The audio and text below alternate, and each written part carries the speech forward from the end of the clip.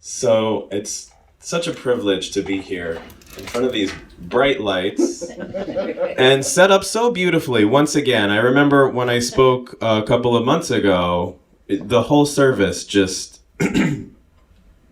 completely, divinely, by spirit, by divine guidance, by our interconnected human spirit, God beings, all being connected through this divine universe, just puts all of this together in place without us communicating with each other. And it's the same is true this morning. Deb's reading connected perfectly with elements that she didn't know about that were in my talk today. Kenneth's song, the things that our beautiful guest Monica, and the question that she asked, and the answers that Shawn gave through spirit match perfectly with things that I'm going to be talking about today to lead me into what's your story? And so there's a couple of different stories that we're going to talk about, types of stories. So what I want to start with is, what's your story that brought you here? My story that brought me here is I walked through that door and, I was very, very hurt. Before I walked through those doors, I had been very, very hurt by church. And I was at a point in my life before that where I never imagined that I would reconnect with God again, or church, or an organization. And, I was skeptical. And something led me here. A conversation with my cousin led me to find the little pamphlet that I threw on my dresser about unity that I found at a Pride festival 6 months beforehand. And, I woke up on Sunday morning, not even really thinking that I was going to be in church that day. And I grabbed the flyer and found the address and walked through that door. And I stood right where Gloria's sitting. And Teresa was standing right here in the choir. And I had never met anybody except for except for Reverend Shawn and Kenneth at the booth. And never met anybody in the choir. I came alone, and Teresa stood right here, having never met me, and smiled and just sang right into my soul. And with her face, she greeted me hello and said welcome, with no specific words or communication besides me standing there, listening to a familiar song from my childhood that I knew, that the choir used to sing in the church that I grew up, and I just cried. And I knew there was something to this place. And then I kept coming back, tiptoeing back, because I was still skeptical. I was waiting for the, they believe, I can't agree with that.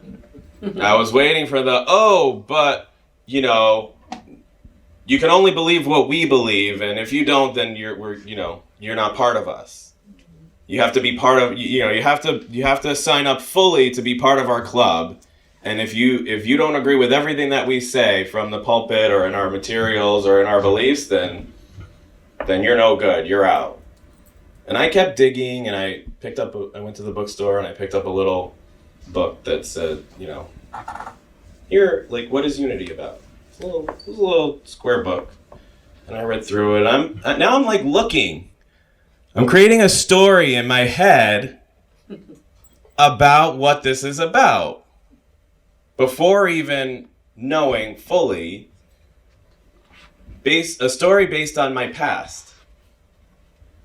Has anyone done that? You walk in somewhere, you have a conversation with somebody, and they say something that reminds you of something in their past, and then you're in a story about them. Oh, they said this because they're over here and they're like this, and they must have known this about me, and they said that. And now all of a sudden someone could be standing right in front of you and talking, and you're up here in your head, probably not even listening to what they're saying, because you're already interpreting the intentions and making up things. Has anyone done that? Yeah. Not just me. So I want to tell you, in this next 20 minutes that I'm up here, I'm going to share my authentic humanity, because I'm not perfect, and I'm going through and I'm learning, everything I'm going to say is from experience and from things that I'm continually learning. And I'm going to say, the first thing I'm going to say is, I was on a coaching call this morning from 9 to 10 a.m. over there in my office, and I made up a story in that meeting. And my coach said, that's a story. He literally called me out, and here I am, like, sharing, thinking I'm like giving gold to the group, and I'm like, yeah, this person this, and I think she's in this headspace, and I think this is why she did that. And he just let me talk my whole thing, and I'm like, yeah, this is it. I got it. Like, and I'm going to help this person, and I'm going to help, I'm going to make a difference with her. And he goes, that's great, but that's a story that you're telling about why she's not here. And I was like, oh, well, I'm supposed to talk about that in an hour. And I told him, I was like, I'm going to use this.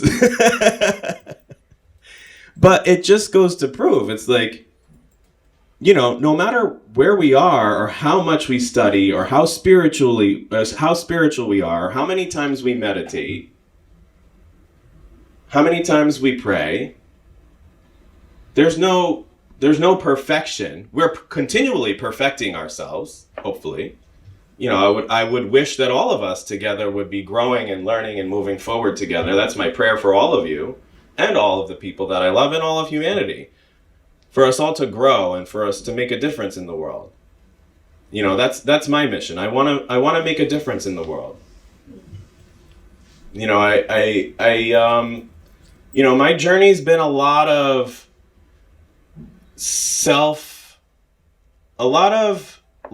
self-discovery, learning, going through programs and reading books on spirituality, reading books on growth.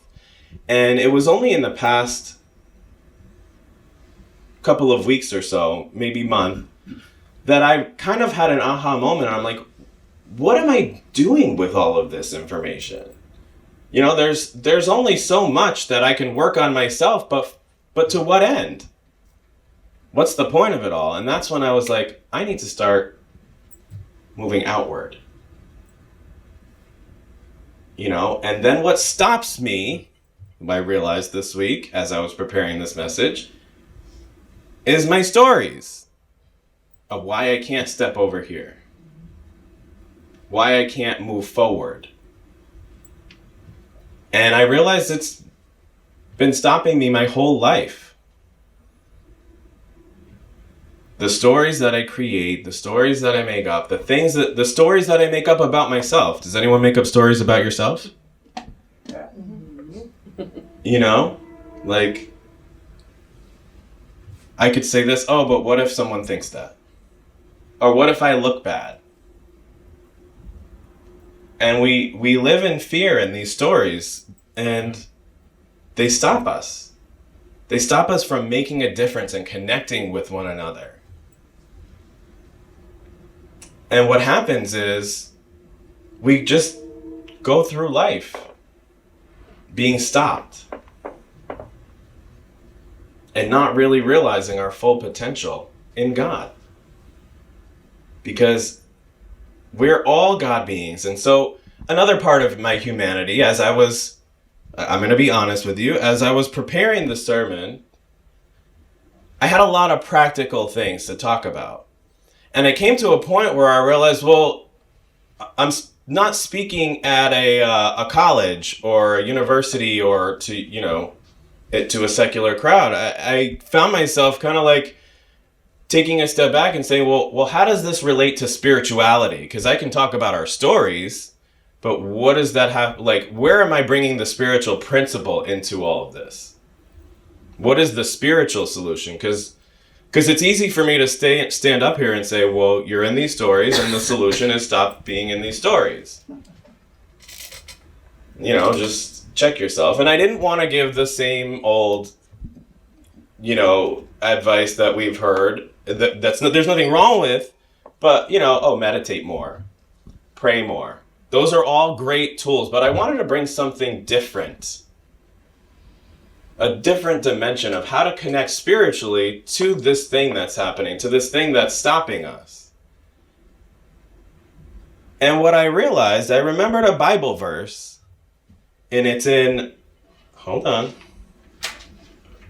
Matthew 18:20, that says, when two or more are gathered, there God is. And we're in the midst, when you're in communion with others, God is present. And sometimes the spiritual solution is the simple, obvious one. Connecting with others. Connecting to truth. And all of these themes were already set up for me this morning. Getting to truth. When Shawn was talking about knowing the truth about that person you're in a relationship with, right? He said that, right? Yeah. And so the spiritual solution is truth. It sounds simple when you say it, because truth is just truth. It doesn't, it's not in our spiritual dictionary. Truth. Truth is just truth. But it's a spiritual element. Because spirit is truth. We are spiritual beings. We are God beings. And so that's where the spiritual element is. It's like, okay, I'm making up a story about Deb.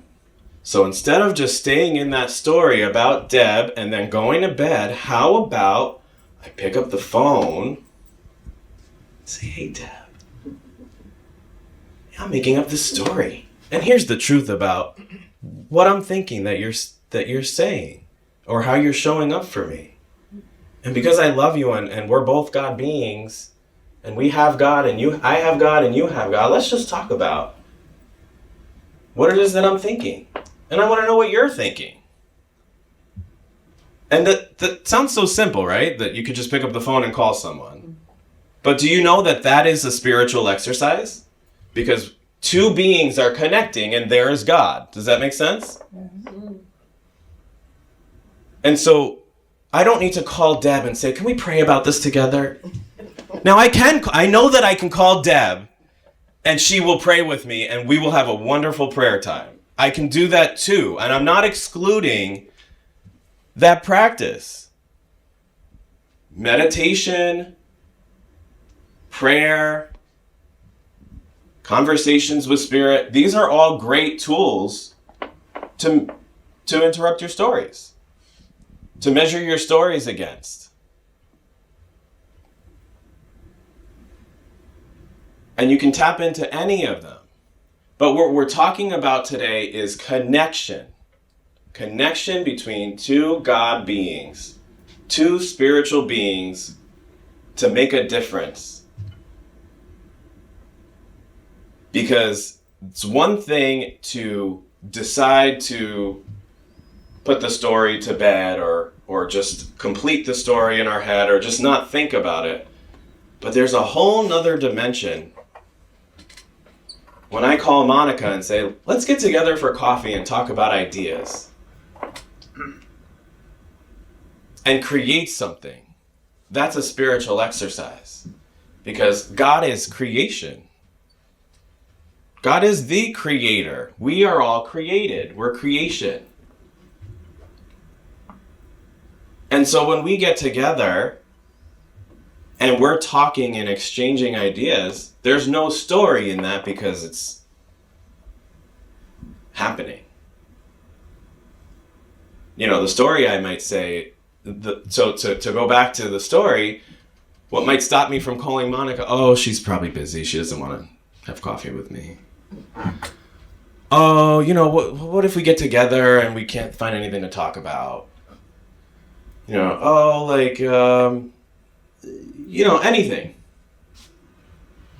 That's the story. And we miss creation because we're stopped by the story. And I have been stopped by stories, by fear, by things that I've told myself my whole life that I've hidden behind stories. And this week, I said no more. This week, I celebrated my 39th birthday on Monday. And in 39 years, this was the moment that I said, no more. It took 39 years to put myself out there and be unreasonable and eliminate the stories that I'm telling myself of why I can't really make a difference in the world, because who am I? Anyone have that story? Who am I? Mm-hmm. Who am I? I'm just John Valentine. It sounds so small when you say it like that. But we say that to ourselves. Who am I? You know, and I consider myself someone that helps people who come across my path. You know, someone needs a place to stay, sure. Come stay here. Great. You know, oh, you need a ride? Yeah, I can do that. But I want to be bigger than that. For me, myself. That's what I want for myself. I want to be a world transformer. I want to be a powerful leader and a powerful helper, a powerful difference outside of just the people around me. I want to connect with people on a bigger level because that gives me joy. It gives me joy to stand here and have the opportunity to share a message with people that I may or may not know, or may not see every day, or may not talk to every day. And so, where the transformation comes is in communication. Putting a stake in the ground. Communicating what you want to accomplish. So for me this week, what made the transformational difference for me was communication.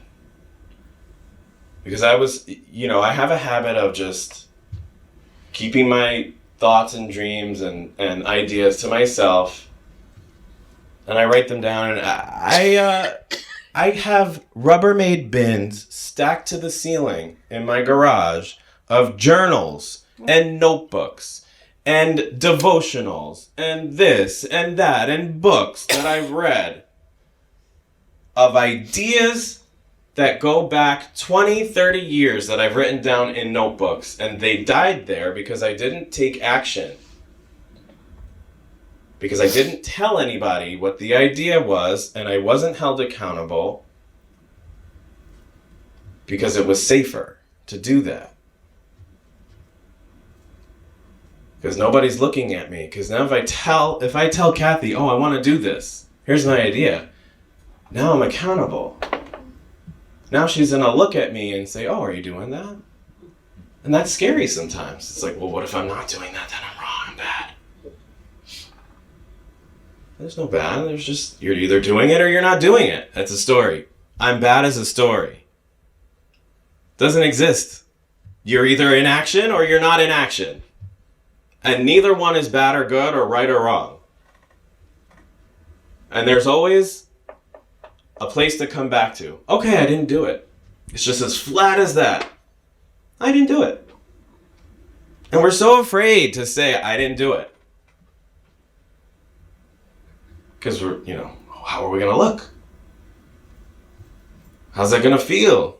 You know what? Feelings are going to come up. Feelings are going to come up. Sometimes it feels like a pit in your stomach. Sometimes you get cold sweats. Happened to me this morning. I read an email from the board, and I had to respond to it. And I'm like, oh my God, I have to speak up and say what I really think. And I'm like, here I am to this morning. Most of you would probably think, this is what I'm worried about. This is what's giving me a pit in my stomach. This is what I'm sweating about. That didn't happen. That didn't come up for me. I was excited to get up here and talk. But I got an email at such a coincidental time this morning, right before my talk, an hour before, and I send this email, and I'm all excited because I'm thinking, yeah, I'm in action. I'm doing it. Like, I did what I said I was going to do. 3 months too late, but who cares? Like, I'm finally doing it, and they're going to be so excited, and blah, blah, blah. And I got an email back. Oh, no, we're not doing that. My heart starts racing. Oh my God, I have a pit in my stomach. How dare they? Oh my God. What do I say? Oh no. I should just say nothing. It's fine. Just let it go. It's my fault. I'm guilty. I took too long. Oh my God. I was wrong. I can't say anything now because I was wrong. I'm guilty. It's my fault. I don't have a voice here. I don't have possibilities. Boom, boom, boom, boom, boom. So, once I got rid of all that story, composed myself, took a sip of my coffee, drank a bunch of water, and I sent an email back. And we'll see what happens. And if nothing happens, then that's fine. But I said something, and it leads to a conversation, and it'll be resolved. And we'll make a decision. And depending on what the answer is, I might have another sweat and a headache. But we'll deal with it.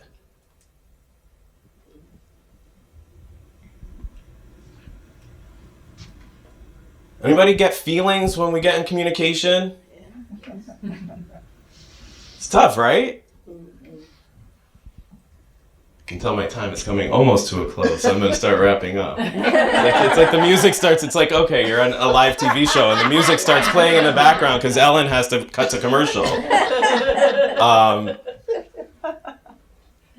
But I want to leave you with the story of what I did this week. This week I took a stand. And I'm involved in a leadership program, and we have a buddy group, or we have a coaching group, I should say. It's about 10 of us. And I took a stand in that, and we have a group chat, and I took a stand and I said what I wanted to do in the group chat. And I gave myself a deadline. And I made the deadline known in the group. I said by 6 p.m. on Friday, I'm going to post on social media what I'm standing for. And what I'm standing for this week, what I took a stand for this week and forever, is to help people who struggle with addiction and mental disability. Because I want to make a difference in that, because it's close to home for me, because 3 or 4 people that I spoke to this past week that I connected with, out of the blue, shared with me things that they were struggling with in regard to addiction that I had no clue that they struggled with. Someone that I know that I haven't talked to in years that seems like he's got it all together and that would never have something like that show up was sharing with me. And I said, you know what? I'm tired of... I want to make a difference. I'm tired of watching people struggle with things. And I want to know how I can help. And I don't know what that looks like. I don't know how to help, but I know that I want to help. And so I'm just going to pose the question. And I made a commitment to put it on social media to ask the question, how can I help anybody? If you're this person, number one, the question I asked was, if you're this person and you're struggling with something, tell me how I can help. Let's just talk. And I didn't say I have all the answers or I have a 5-step program. I just know I'm here to listen. Or if you struggle with mental disability, I want to help. And the second question I pose is, if you want to take a stand with me, if you're someone who's seen this affect other lives, and you want to take a stand with me to help this cause, and I don't know what it looks like, but it's going to get created because I put the intention out there. And I'm taking a stand. Because I love people and I don't want to see my family and my friends be torn apart. And the story started to come up before I posted that. Well, you never struggled with addiction, so they're going to say, well, who are you to speak on this topic? Who are you? Who are you to take a stand for this? You don't know anything about it. And some people may still, nobody said that, but someone might be thinking it, and that's fine. I can face that. My answer is, you know what? Do you want someone to help? If you're drowning, do you want someone else who's drowning to help you? Or do you want someone to be standing on firm ground to give you a hand? And that's who I want to be. Someone who's standing on firm ground to help others. To be related to the topic, no matter what the topic is. To know that I can be a help and find answers. And just stand and sometimes just listen. I've learned here, what I've learned in unity and in spirituality and in seminary is that we're not here as ministers to fix people. And that was tough because I'm a fixer. Growing up, I want to fix everybody. But as Shawn always says, we're here to point the way to God. And I got that. And that's what I want to do. Come on, grab my hand. Let's do this together. Let's make a difference together. Because where two or more are present, God's there. That's the message today. We disappear the story when we get together and we clear it up, and we communicate, and we love. And it's sometimes there's tough things that we have to say. I get that. But do it anyway. Because God is love. Sometimes love is messy to get to the other side of the huggy butterflies. But really inside, we all want to be connected. And there's power in being true and honest and vulnerable and authentic. There's power in saying, I messed up. How can I make it right? And you might get yelled at, and you just sit with it. You might feel yucky, but on the other side, there's a breakthrough. On the other side of the story, there's a breakthrough.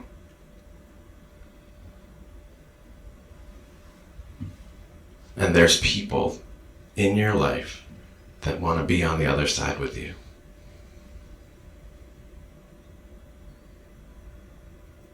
Right?